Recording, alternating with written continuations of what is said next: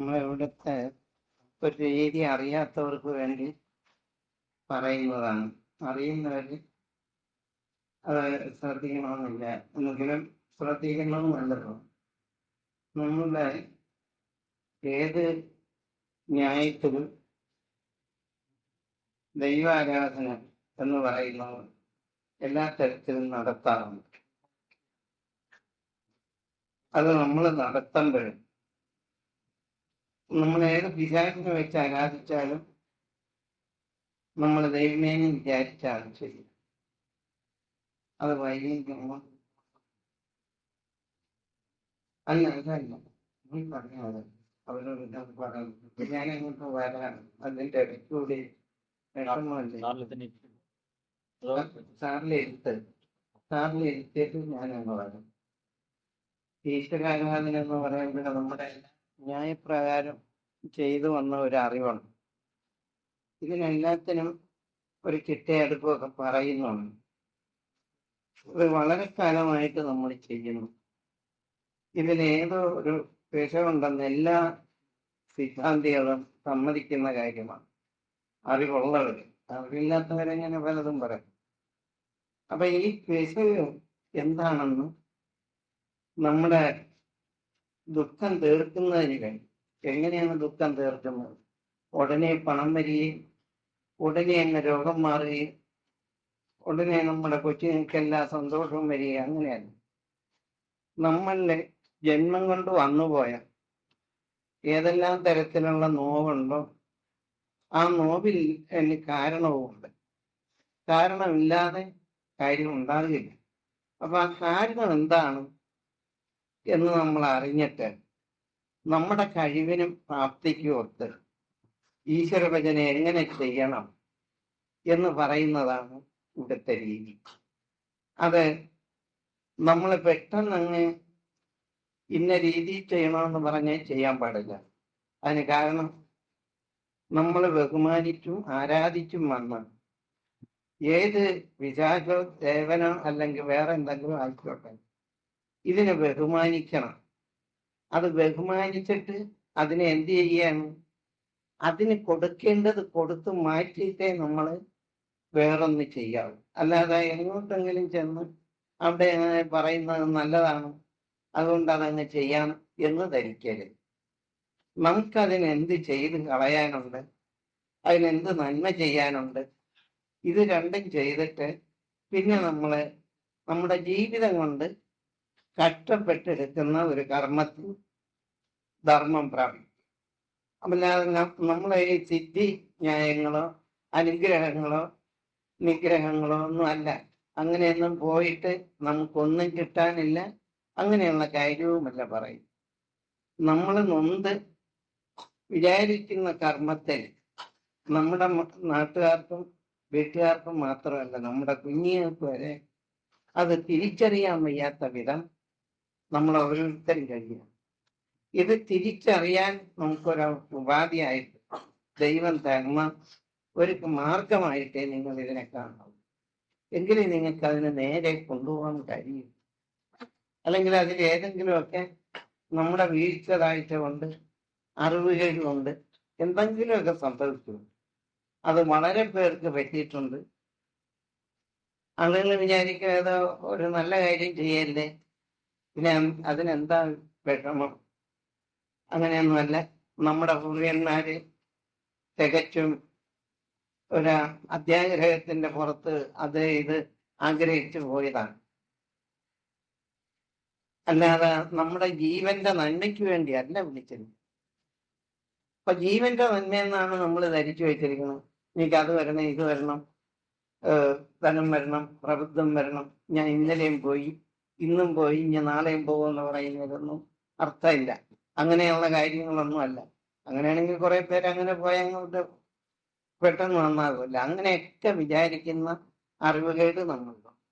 കാരണം നമ്മുടെ കുറ്റമല്ല, നമ്മുടെ പൂർവ്വന്മാര് നമ്മളെ പറഞ്ഞ് പഠിപ്പിച്ചിരിക്കുന്നത് ഈ രീതിയിലാണ്. എങ്ങനെ ഒരു നല്ല കാര്യം ചെയ്യണം, ഇത്ര അതങ്ങ് ചെയ്തങ്ങ് കളയും. ഈ നല്ല കാര്യം ചെയ്തെന്ന് വെച്ചാൽ ഉടനെ അതിന് ഫലപ്രാപ്തിയല്ല.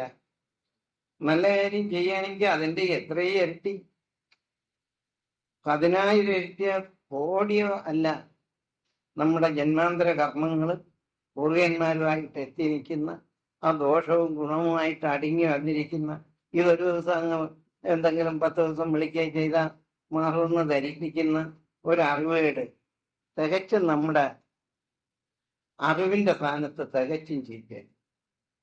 അതങ്ങനെയല്ല ധരിക്കണം. നമ്മളെല്ലാവരും അങ്ങനെ ധരിച്ചു പോയിട്ടുണ്ട്. അതങ്ങനെ ധരിക്കാൻ പാടില്ല. നമ്മളെ ഉടനെ വിളിച്ച ഇപ്പൊ നമ്മളൊരു ഉടനെ വിളിച്ച സ്വാമി വരും. ഇപ്പൊ ചെന്ന സ്വാമിയെ കാണാമെന്നുള്ള ഭാഷ പറഞ്ഞിട്ടു മോക്ഷം കിട്ടുമെന്നാ പറയും. ആ ഒരു ധാരണയെ പറഞ്ഞു പിടിച്ച അറിവുകേടിന്റെ വാക്യായിട്ട് നമ്മൾ ഓരോരുത്തരും പെരുമാറയിൽ എങ്ങനെ ഇരിക്കും? അങ്ങനെ 1000 വിളി വിളിച്ചാലും 100 വിളി വിളിച്ചാലും 100 കാഴ്ച കണ്ടാലും അതിനൊന്നും ഒരു കാര്യമില്ല. അതൊന്നും ഉണ്ടാകാനും പോകുന്നില്ല. അങ്ങനെ ഉണ്ടാകുന്നതല്ല സത്യം എന്ന് പറഞ്ഞത്. അങ്ങനെയാണെന്ന് ആരും ധരിച്ച് പച്ചക്കടയിൽ. പിന്നെ നമ്മുടെ ദേഹവും മനസ്സിന്റെ വലിപ്പമായിട്ട് നൊന്തെടുക്കുന്ന കർമ്മം കുറെയൊക്കെ നമുക്ക് പരിചയം. അതില്ലെന്ന് പറയല്ല, ഉണ്ട്. പക്ഷെ അതിന്റെ കാര്യകാരണത ഇത് നിങ്ങൾ അറിഞ്ഞിട്ട് ഇത് കൈകാര്യം ചെയ്യാവും. എൻ്റെ അനുഭവത്തിലുള്ള കാര്യം അങ്ങനെ പറയാൻ. വേറെ ഏതെങ്കിലും പെട്ടെന്ന് അങ്ങനെ ചാടിക്കയറി ഒരു സ്ഥിതി കാണിക്കുന്ന പോലെ വരുന്നവരെയൊക്കെ എല്ലാം അനുഗ്രഹിച്ച് നിഗ്രഹിച്ച് അങ്ങോട്ട് അയച്ചാൽ ഒന്നും വരാനില്ല, അവിടെ ഒന്നും സംഭവിക്കാനും പോകുന്നു. അങ്ങനെയൊന്നും അല്ല ഞാൻ ഈ പറയും. അത് സിദ്ധിമാർഗങ്ങളുടെ കങ്കട്ടുവേലയുടെ അല്ലെങ്കിൽ ഈ അനുഗ്രഹം എന്ന് പറയുന്ന ചില കെട്ട വേലകളുണ്ട്. ആ കെട്ട വേല കൊണ്ട് അനുഗ്രഹിച്ചങ്ങ് വിട്ടാൽ ആ വീടിന്റെ ഐശ്വര്യം നഷ്ടപ്പെടാനേ കൊള്ളാവും. അത് മാത്രമല്ല, അതിന്റെ സന്താനങ്ങൾ വളർന്നു വരുമ്പോൾ അത് തികച്ചും ചീത്തത്തരത്തിലേക്ക് വളരുകയും ചെയ്യും. അതൊന്നും അല്ല നമ്മുടെ ആവശ്യം. നമ്മുടെ ആവശ്യം എന്ന് പറയുന്നത് നമ്മൾ ഇന്ന് ഈ നിമിഷം വരയ്ക്കും ചെയ്തു വന്ന ഒരു കർമ്മം ശുദ്ധിയുണ്ട്, അത് അസത്യമുണ്ട്, അല്ലാത്തതുണ്ട്, ഇല്ലാത്തതുണ്ട്, എല്ലാം ആയിക്കോട്ടെ. ഇതിനെന്ത് ബദല് നന്മ തിന്മകളാണ് ഉള്ളത്? ഇതിനെ ഒന്ന് അറിഞ്ഞിട്ട്. അല്ലാതെ നമ്മൾ വെറുതെ ഇങ്ങനെ ആരെങ്കിലും പറയുന്നത് കേട്ട് അങ്ങനെ വിശ്വസിച്ച് പോകരുത്. ശരിയല്ല. നമുക്കിത് ചെയ്തെടുക്കാനുള്ള അറിവും പരിചയവും ദൈവമായിട്ട് തരുന്നത്. ഇത് നമ്മൾ കളയരുത്. ഇത് നിങ്ങൾക്ക് അധികം പേർക്ക് ഇത് ഉതകുന്നതാണ്. എങ്ങനെ ഉതകുന്നതാണെന്ന് വെച്ചാൽ,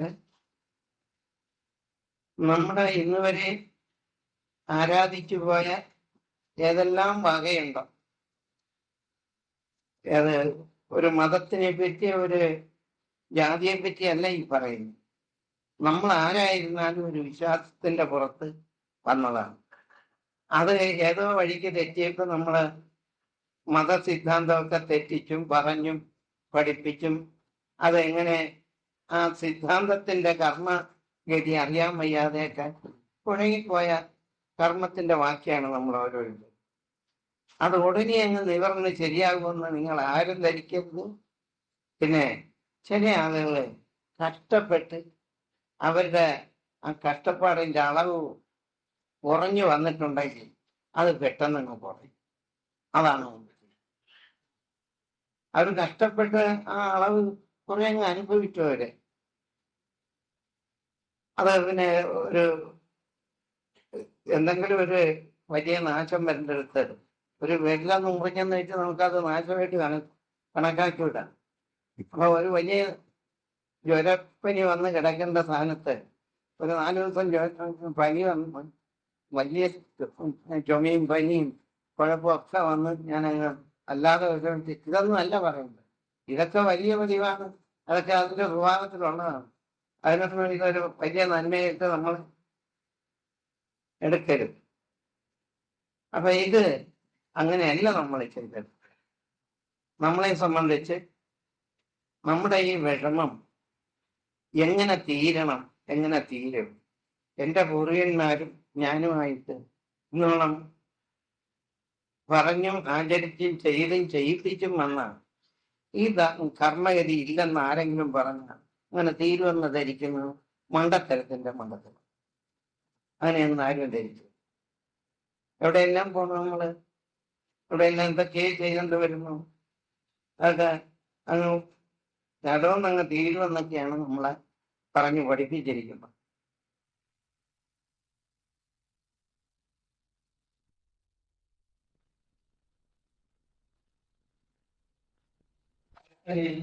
അധികം വന്ന് ദൈവം കിടക്കണമെന്ന് പറഞ്ഞിട്ട് അവൻ ആ വീട്ടിൽ വേറെ ചെയ്യാൻ, ആ വീട്ടിൽ വേറെ ഒന്നും ചെയ്യാനൊക്കില്ല. അധികം വന്ന ദൈവത്തിന്റെ കൂടെ പോകാനും. അപ്പൊ അങ്ങനെയല്ല ഇത്. പഠിച്ചവനും പഠിക്കാത്തവനും, മണ്ടനും ബുദ്ധിമാനും, കഴിവുള്ളവനും കഴിവില്ലാത്തവനും എല്ലാം ദൈവത്തിന്റെ മാഹാത്മ്യം ഒന്നാണെന്ന് കണ്ടാൽ ഞാൻ കുറെ ബുദ്ധിയുള്ളതാണെന്ന് വെച്ചാൽ അംഗീകരിക്കേണ്ട അങ്ങനെ അംഗീകരിച്ചൊന്നും തരാൻ പോകുന്നു. അങ്ങനെ വിദ്യയും ധനവും ഒക്കെ കൊണ്ട് അഹങ്കരിച്ചു കഴിഞ്ഞാൽ അങ്ങനെ അഹങ്കരിക്കട്ടെ. അങ്ങനെ അഹങ്കരിച്ചവരെ ഇതിന്റെ പിൻപിലും ഒക്കെ കാണാൻ പോകുന്നു. പിന്നെ നമ്മളെന്താണ്? അതൊന്നും അല്ല ഈ പറയുന്നു. എന്റെ ജാതിയിലാണ് ദൈവം കുത്തിയിരിക്കുന്നത്, എന്റെ മതത്തിലാണ് ദൈവം കുത്തിയിരിക്കുന്നതെന്ന് പറയുന്ന ഒരു അറിവുകേടിന്റെ വാക്യാണ് നമ്മൾ ഓരോരുത്തരും. ആ അറിവിന്റെ ഭാഗത്ത് നമ്മളെ തെറ്റി നിൽക്കുന്നെന്ന് നമുക്ക് മനസ്സിലാകുകയില്ല. അതല്ല നിങ്ങളോട് പറയും. നമുക്കെല്ലാവർക്കും തന്നെ ഈ കുറവുണ്ട്. ഈ കുറവിനെ അല്ലെങ്കിൽ നമ്മുടെ പാപമെല്ലാം വേറൊരു മഹാൻ എടുത്തോണ്ട് പോയിട്ടുണ്ടെങ്കിൽ നമ്മൾ കുത്തിയിരുന്നാൽ മതി എന്ന് പറഞ്ഞു കാര്യം നടക്കില്ല. അങ്ങനെയൊന്നും കഴിയെടുക്കാനും നോക്കുന്ന കാര്യമൊന്നുമല്ല. അപ്പൊ നമ്മളെ സംബന്ധിച്ച് ജനനം കൊണ്ട് നമുക്ക് എന്താണ് ഉൽപ്പത്തിയിൽ വന്നുപോയിരിക്കുന്ന കർമ്മദോഷം